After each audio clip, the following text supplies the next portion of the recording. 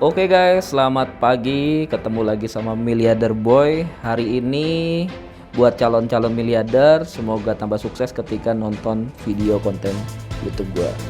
Jadi hari ini kita akan membahas apa? Nah, udah terjadi viral kemarin ketika gua buat konten gimana caranya membuat modal lu tuh 500 juta bisa jadi 5 miliar dalam waktu 1-2 tahun. Banyak orang tuh yang bilang konten gue itu nggak masuk akal. Padahal gue di situ gue kasih jaminan dan gue berani kasih garansi 2 kali lipat daripada modal yang lu masukin.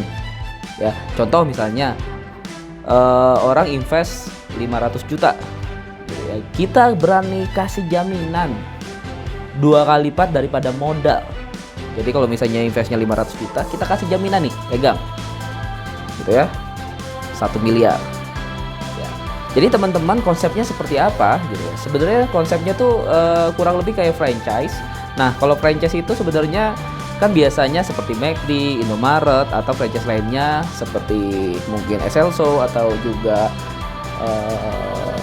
Starbucks. Itu kan mereka ketika franchise itu kan bayar yang namanya biaya franchise. Biaya franchise-nya di depan sekian-sekian. Masing-masing perusahaan beda-beda.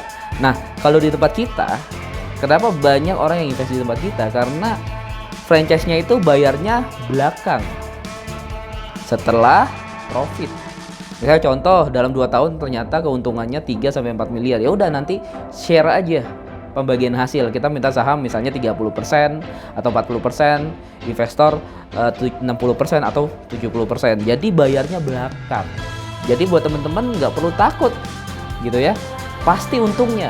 Nah, gimana caranya supaya teman-teman bisa modal 500 juta bisa jadi 5 miliar. Nah, tapi sebelum itu gue bahas, pertama-tama gue akan membahas kenapa orang yang di bisnis properti atau misalnya agent itu tidak bisa kaya-kaya.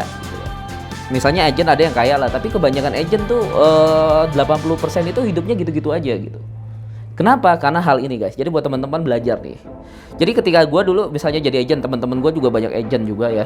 Ketika gue punya duit, dapat komisi, misalnya dapat komisi, itu uangnya itu langsung gue pakai lagi, misalnya untuk beli motor atau mobil baru atau liburan atau foya-foya. Jadi uang hasil dari komisi itu biasanya buat konsumtif dan akhirnya apa? Ya nggak punya apa-apa. Akhirnya seumur hidup dia menjadi agent terus. Nah, lalu yang benar gimana? Ini pengalaman gue. Jadi gue tuh dulu diajarin ketika gue dapat komisi, ya berapapun nilainya, uangnya gue sisihkan. Jadi gue ambil cuma sekian persen, misalnya 5% sampai 10%, 90%-nya gue berani beli properti. Misalnya gue waktu itu komisi 150 juta nih di total 3 bulanan, 150 juta. Nih itu langsung gue masukin lagi ke dalam properti. Jadi sambil nunggu propertinya laku, habis itu gue jualan lagi. Nanti dapat komisi lagi, gue beliin lagi properti sampai sekarang. Gue buat perusahaan dan lain-lain. Nah, kesalahan agent-agent ketika dapat komisi atau dapat income itu selalu dipakai lagi biayanya untuk kebutuhan hidup. Harusnya berani investin lagi. Kayak gue beli modal 150 juta bisa dapat aset senilai 300 juta karena kita fokus 50%. Nah, sama halnya dengan pengusaha properti. Nah, kebanyakan pengusaha properti, contoh misalnya dia modalnya 500 juta. Ketika modalnya 500 juta itu biasanya untungnya kurang lebih kan ya 200 lah, 300 juta. Dan biasanya 200-300 jutanya tuh dipakai untuk biaya hidup atau apapun itulah, untuk gaya hidup lah. Nah, bulan depan atau selanjutnya dia pakai uang 500 jutanya itu untuk main lagi. Nanti diambil profitnya lagi, terus masukin lagi 500. Untung profitnya diambil ya selama seumur hidup yang modal lu 500 juta itu terus. Lalu yang benar gimana? Misalnya contoh, kenapa gue bisa bilang modal 500 juta bisa jadi 5 miliar? Karena ini tekniknya guys. Jadi contoh misalnya gue 500 juta itu gue beliin aset senilai 1 miliar. Jadi kan karena kita fokusnya 50% di harga pasar, jadi kita hanya beli rumah 1 miliar, kita belinya hanya 500 juta. Itu maksimal, itu rumus awal. Selanjutnya kita jual cepet aja, ya anggap aja 6 bulan laku 800 juta, kita untung 300 juta. Gua nggak ambil semuanya, paling gua ambil 10 juta, 20 juta gua ambil. Terus 780 jutanya gua puterin lagi, gua gulung lagi. 780 juta bisa dapat aset senilai 1,5 miliar. Ya kan? Ketika 1,5 miliar, ya kan? Gua jual aja cepat 1,2 gitu kan. 1,2 dapat profit. Gue cuma ambil sekian 10 sampai 20 juta, sisanya 1,150-an lah ya. Gue puterin lagi jadi beli aset 2,5 miliar. Ya kan? 2,5 miliar gue jual cepat 2 miliar gitu kan. Gue ambil paling sama, ambilnya untuk kebutuhan hidup.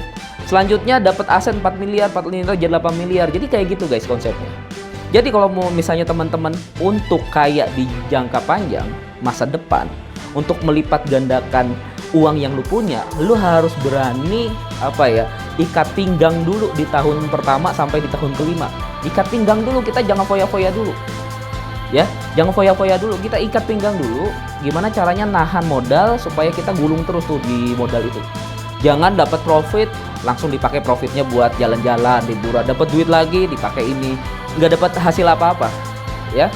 Itu cara gua supaya meningkatkan aset dari modal gua tuh dulu kurang lebih 500 juta juga agak patungan ya kita buat perusahaan. Sekarang total perusahaan kita sudah hampir 50 miliar. Lengkap plus sama proyek-proyek dan juga rumah second retail dan lain-lain ya. Total valuasi perusahaan kita itu kurang lebih hampir 50 miliar. Itu masih kecil dibandingkan dengan yang lain. Tapi konsep ini gua pakai dan gua semoga teman-teman juga bisa pakai. Ya, jadi kita di tahun pertama itu jangan foya-foya dulu, ikat pinggang dulu. Tahun pertama, tahun kedua, belum waktunya teman-teman foya-foya menikmati hasil, belum.